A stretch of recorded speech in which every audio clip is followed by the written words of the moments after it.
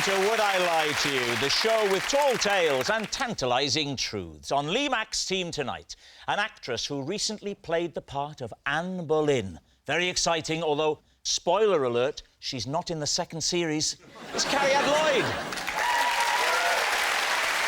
And a comedian who, when he was on Celebrity MasterChef, arranged his herbs in alphabetical order. Where did he find the time? Probably next to the parsley. It's Aid Edmondson. And over on David Mitchell's team tonight, a singer who is one half of Rizzle Kicks. So tonight's biggest lie will be when David pretends he's heard of them. It's Jordan Stevens. And as part of The Apprentice, he's responsible for Lord Sugar's annual search to find Britain's most deluded narcissist. Please welcome Claude Littner. And so to round one, Home Truths, where our panellists each read a statement from the card in front of them. Now, to make things harder, they've never seen the card before. They have no idea what they'll be faced with. And it's up to the opposing team to sort the fact from the fiction. Aid, you're first up. Right. When I broke my neck at school, all I was given was an aspirin. David's team. What happened? How did you break your neck? Don't worry, we can lose that pause in the edit. Yeah. As a young man, I was in the gym team. Right. At school. We were doing a display for whatever you do, Founders Day, something like that. I had to do a somersault over a box. A box? A horse. Yeah. A horse box. The bit... One of the things... wasn't that big. Yeah, right. Vault. Yes. So I jumped over one of those and was supposed to do a somersault. But I did 1.5. And landed on your head. He's very clever, isn't he? Yeah. So what happened then, Aid? You came crashing to the floor. There was a very loud noise. Your neck breaking made a noise. Yes. Why wouldn't a neck breaking make a lot of noise? That's a good point. Wouldn't you scream anyway? I mean... But the noise would precede the scream. But on the way down, on the way to hitting your neck, presumably you'd be shouting out something like, ah! No, because actually there's sometimes a delay before the pain actually arrives. Yeah, but there still might be alarm as you see the chances of you saving yourself from a neck he's in break. there, doesn't It's like people in an every- aeroplane that's crashing, they're probably screaming, and you don't go, well, you're fine at the moment. Yes.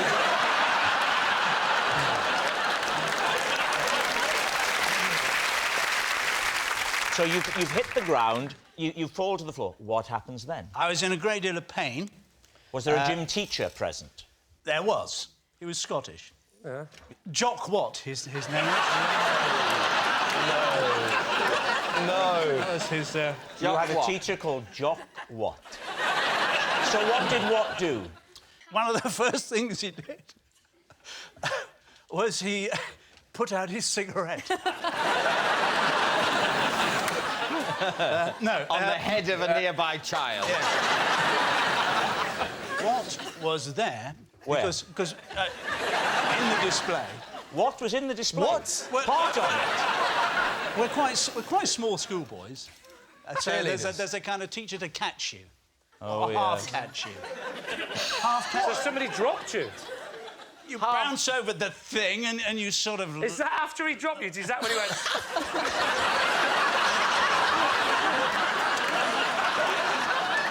I was carried off the field of display. By what? By...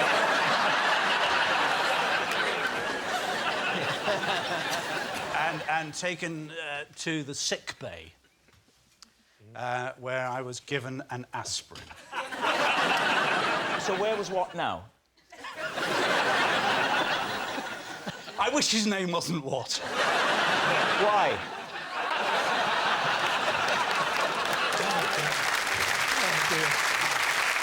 So was it evident to you from the start that you'd broken your neck? No.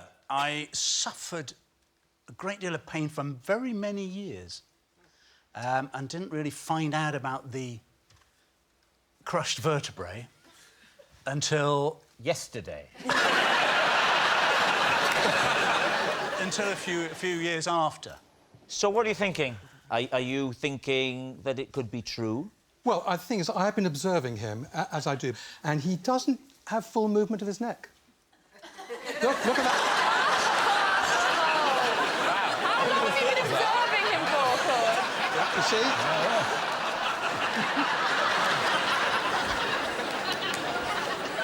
What do you think? I reckon it's true now because of the whole neck thing. Do you think it's true because of inhibited neck movement? I do indeed. We're going to say it's true. Aid Edmondson, was it true or was it a lie? It's true. Yeah. Yes, it's true. Aid was given an aspirin for a broken neck. Cariad, Yes. you're next. I was sacked from my job in a call centre for repeatedly using different accents on the phone. David's team. Who were you in a call centre for? Who did you work for? I was working for Royal Mail. Royal Mail? Yes. And what sort of call do you get? Where's my post? It was a while ago, and you used to not have Google, and people used to ring for postcodes. What's your favourite accent to do? So obviously Welsh is easy, so... Would you do the accent of the postcode? So, yeah, that would... Sometimes you could do that. So, OK, I'll be the person who OK. needs my postcode. OK. OK? Yeah, That does sound like a pre-Google phone, I'll give you that. Hello. Oh, hello. Bula da. I need a postcode, please. That's nice. Oh, are you Welsh as well? Ah, dim eich ffordd. Oh, nachyn nawr I bydd y Mair. Ac y Mair are sitting at a panel ac I got a moron to your left.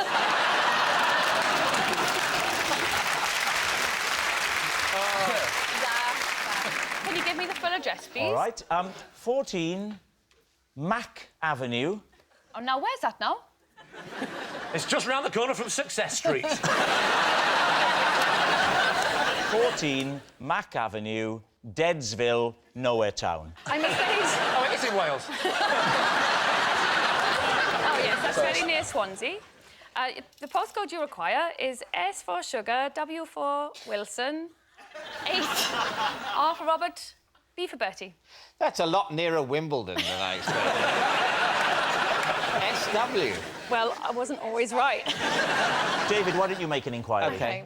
Hello. Well, hang on, you've got to ring her first. That's really good. The sooner this is privatised, the better. Hey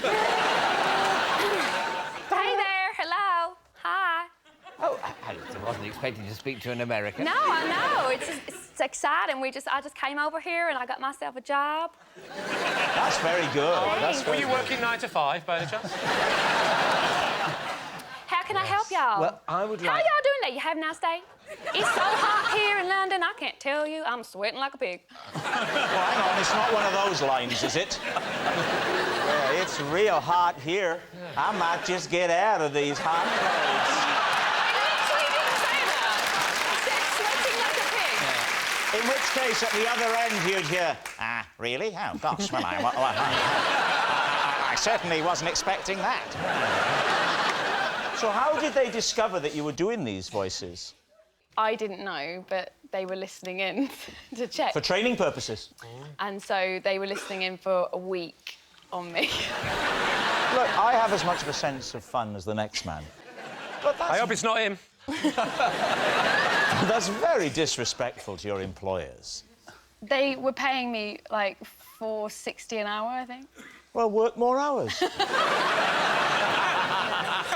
Work more hours, save up, you can go on a cruise.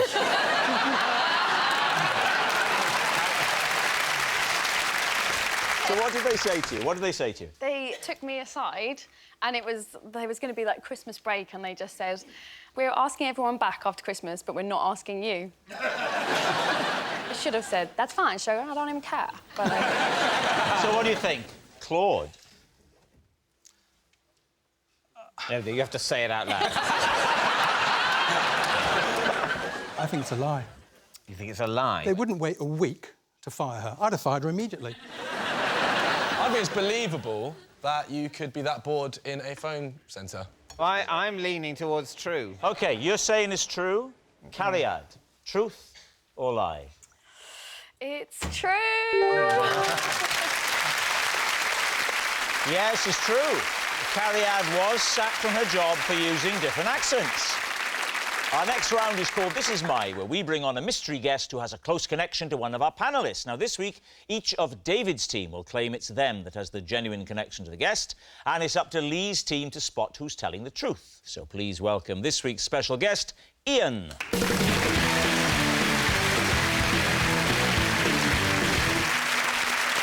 So, Claude, what is Ian to you? Well, this is Ian, and he's keeping my motorbike in his shed, and my wife doesn't know that I've actually got a motorbike. Jordan, how do you know Ian? This is Ian. We used to regularly drive to a field together and howl at the moon. And David, what is your relationship with Ian? This is Ian. He's the taxi driver who cooked me a fried egg sandwich on the engine of his car. So there we have it. Lee, where do you want to start? Well, we could do with one more, because none of them are sounding very convincing. So, Jordan, why would you bark at the moon? Because full moon, you know, like, that's what you do. Oh, so you would only... No, you don't. You would only do the full moon? Yeah, it'd be a full moon. Where would you do this? A field. How old were you? 4. My mum was there, Yeah. and some of her friends. How old are you? I'm 25. And do you know how old he is? Roughly. 4. I noticed you had to glance there, Jordan, just 40. to check. 40. So he's 15 years older than you. So when you were 4, he was 19, right? What's your Yeah. relationship with this man?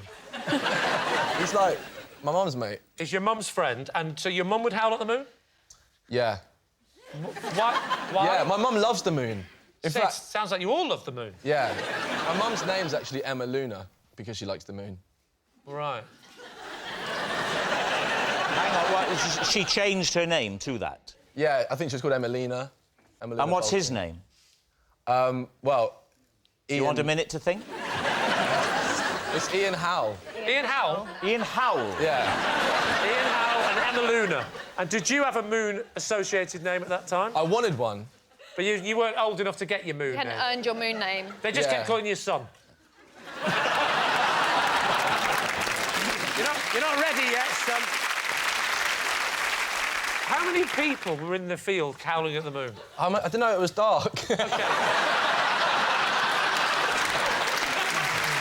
How long are you doing this? How long are you howling at the moon for? You there How all long night? for? Yeah. Just until we felt better. Better. What was up with you? It's very therapeutic howling at the moon. But you yeah, know? therapy for what? What was up with you? Well, you know, the month gets a bit like... Yeah, oh, you know? look at your hands, they've gone really hairy. Yeah, yes. We're going to howl at the moon. I had a quite a hippie upbringing, you know. It's just getting a one with nature. So it's getting in one with nature. It was a bit of a hippie... Feeling the energy. How long We was just had a this- thunder moon, actually. Very powerful. You've just had one. Yeah, recently. We have just had one. Yeah, we did. I haven't personally had a thunder moon. It's not like a food. It's not like a dish. I had thunder moon last night. It was fantastic. I had curry last night. I had thunder moon this morning. All right, who else would you like to question? Claude, why don't you remind us of Sorry, Claude, yes. how you know Ian?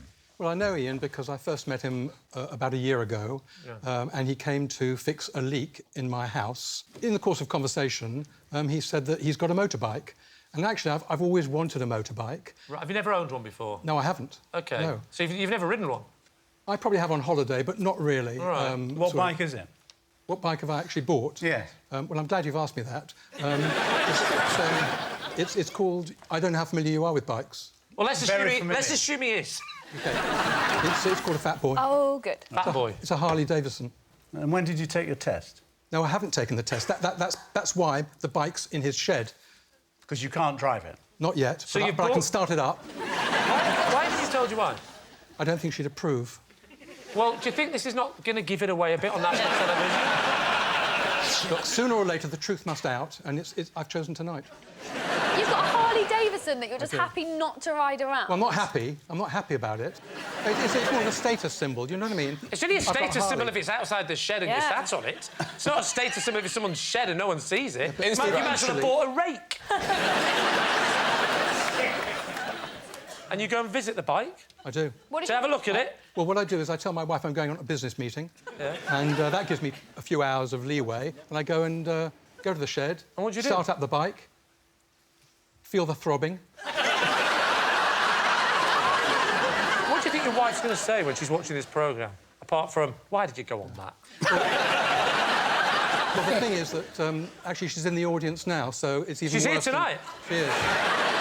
Well, this will be nice for her to find out. How much did you pay for it? Well, the thing is, the list price was around 17,500. And how much did you I said pay? that quickly, so it doesn't kind of get too much. And how much did you pay, I darling?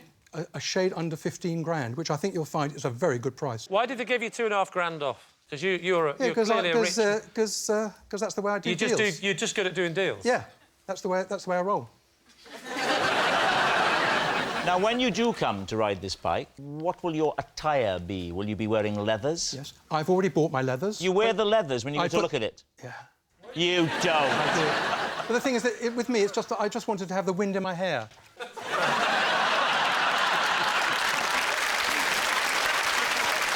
All right, what about David? Remind us again, please, David. This is Ian, and he's the taxi driver who cooked me a fried egg sandwich on the engine of his car. And where were you going from and to? I was going from a holiday home in the West Country, in Cornwall. Your holiday home? No, I temporarily had legal access to the holiday home. Quite a common... I don't know what the name of it in contract law would be, but it's like when you go on holiday to a holiday home, it's not your holiday home, but you're allowed to be there for a bit if you give them money. It's called a rental. Rental. That's right. So you're at a rental home? Then I was leaving it to go to a railway station. What station was it? Bodmin Parkway. You definitely started the word Bodmin, not knowing how that was going to end. And he drove you to Bodmin Parkway? Yes. And when did the fried egg, when did that come out in conversation? Yeah. When we'd arrived at the... You know when you at Bodmin. arrived? But didn't you have a train to catch? Yes, but the train Yes. had been cancelled. Why? And then- Why was it cancelled? I can't remember. But it how does long did you- sometimes. Believe me, that can happen. Could he not just drive you into Bodmin and find a cafe? I think go he's to a camp? proud of his egg-on engine cooking skills. How did he do I it? think Did he have a frying pan on the engine? No. happened? Aluminium foil. So he has this cracked with it him, in. did he? Oh, he didn't have any of this with him. No, no. Yeah. He mimed it. You've got... And where did he find the egg? He had it in the car. He had an egg in the car. Oh, that's I weird. tell you what, he didn't just have one egg. He had, I think, I would estimate between 3 and 6 Any man Where who- did he keep these eggs? Yeah. in an egg box. No, but where was the egg box? Was it in the boot? I think it was in a bag in the boot. A bag in the boot? Boot, bag, egg box, eggshell, white yolk. You've forgotten everything.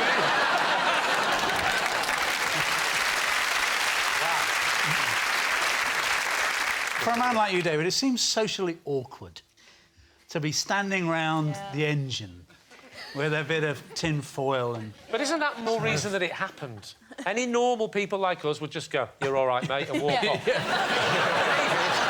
stuck out. Well, I suppose I'd better forget the train and just have an egg Don't sandwich. forget the train. I'm waiting. I've got to wait there an hour. Yeah, I'm not trying to sort of forge a new life with Ian at Bodmin Parkway car park. Oh, we've got 4 eggs. That'll see us through the next day or 2.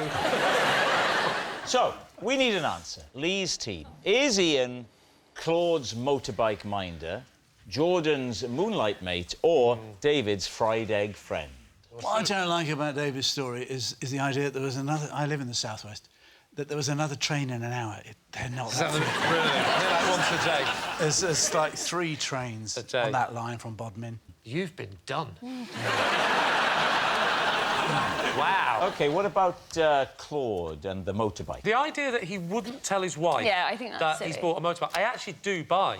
I Oh, buy really? that bit. The bit I don't buy is that he chooses a light entertainment show that's been Yes. nominated for 3 BAFTAs we've never won, to tell everybody, mainly his wife, that that is what he's done.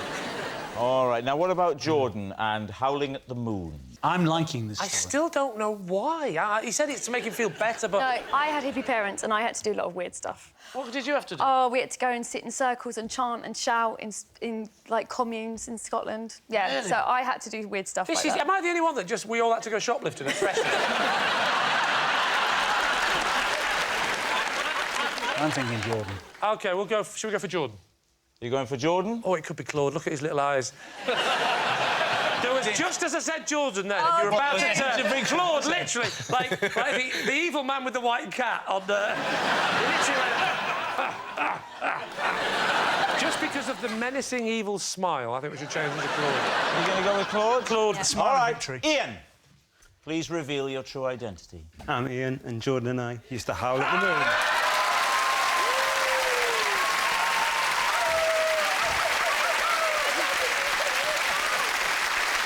Is he called Ian Howe? And were you called Ian Howe before you were howling at the moon, or did you change your name? I was always called Ian Howe. I knew it. Let's hippie stuff. hear the howl.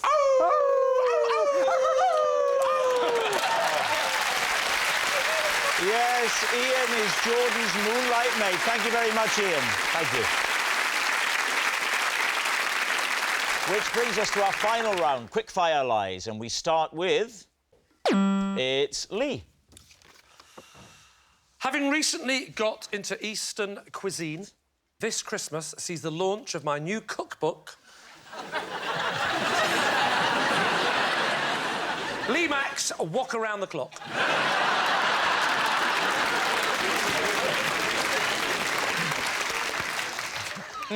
David. Give us some of the recipes from Walk Around the Clock. Shall I give you my favourite ones? Give just your favourite 6 or 7. OK.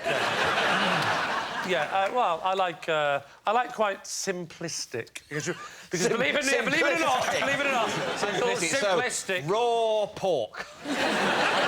So, sweet and sour pork balls is one of my specialities. How would you cook your sweet and sour pork balls? Well, I'll tell you exactly how I would cook my sweet and sour pork balls. For £9.99, you can find out. Did you go to the publishers with this idea? I went to Penguin because they're the only book publishers I've heard of. How keen were they? Because I have to say, if I was a publisher and you came to me, Yeah. I wouldn't be interested. Well, ironically, Penguin didn't pick it up straight away. Yeah. Did you work in conjunction with a proper chef? Of course, I was helped a little bit. Who? By whom? It's a friend of mine, works at the Chinese restaurant. What's the name of this person? You wouldn't know him. Well, give it a try. Steve. Steve Jenkins. I've been going into the Chinese restaurant a lot recently. And I've been really sort of learning about it and savouring the dishes. And I keep saying, Steve, this is fantastic. What is this? And then he says something in Chinese, which I don't understand. And then I said... Steve Jenkins is Chinese. He was adopted when he was a kid. Taken to China. But he was an English baby, yeah. This is a true story. They took Steve Jenkins.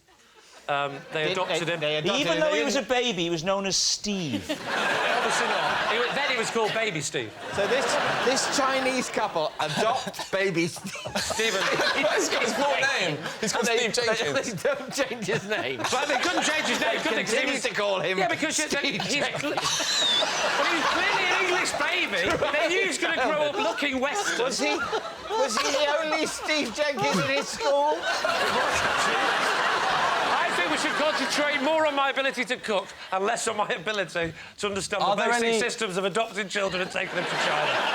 What was the hardest recipe to perfect? The hardest one was to perfect was definitely the beef in oyster sauce with chilli. How would you go about cooking that? Well, first of all, I will get my wok. Yes? Very bold of you. Yeah, so I get my wok down from my wok shelf. Yeah. Put it down. Got a wok shelf? Wok shelf, yes. How many woks do you own? About 7. 7 woks. You don't... How many woks have you got? 1. Well, that's why you haven't got a book out at Christmas, mate. Yeah. So I light the burner, like that. That's the noise. Heat the oil, put the oil down. Peanut oil, actually. Don't use olive oil, peanut oil. So put the peanut oil around... Sounds delicious. The trick with the wok is not to put the oil at the bottom of the pan. It's to dribble it around the edge. You know the way same way you do a toilet duck? Yeah. All the way around the edge and watch it slightly go down. And the publisher said, probably don't use that analogy. So, put it around the edge. Let it all sink down to the bottom like that, yeah? Give it a good spinning round. This like is that. peanut oil, even though This an is- increasing number of people in Britain are allergic to peanuts. Absolutely, but Doesn't bother you? No, I make it very clear to those people on the front of the book. I say, if you have a peanut allergy, you are not welcome. We'll do that. Throw it in. You flash fry it. I'm there.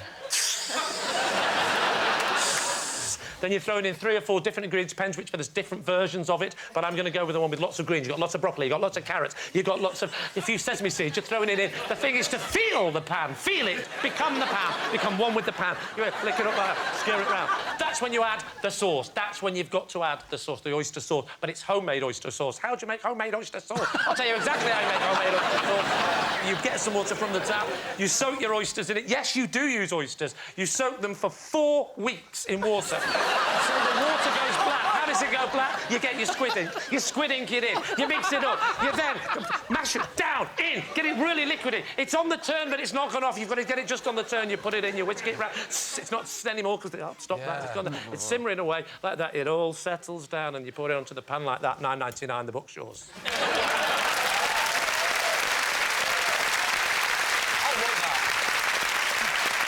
David, what are you thinking? It was very entertaining, but was it? Well, I say very. Was it true? No, it wasn't true.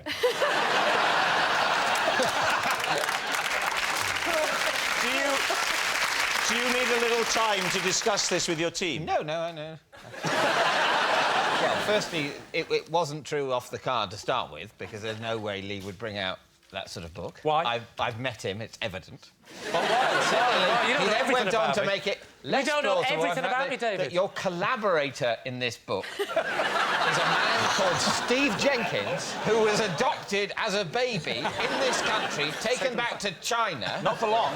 No, for his whole childhood. No, he said they came back to Britain. Yeah, but when he was an adult. Oh, when he's an adult? Yeah. Yeah, otherwise he'd have been able to speak English now, wouldn't he? How did you write a book with a man that only spoke Cantonese?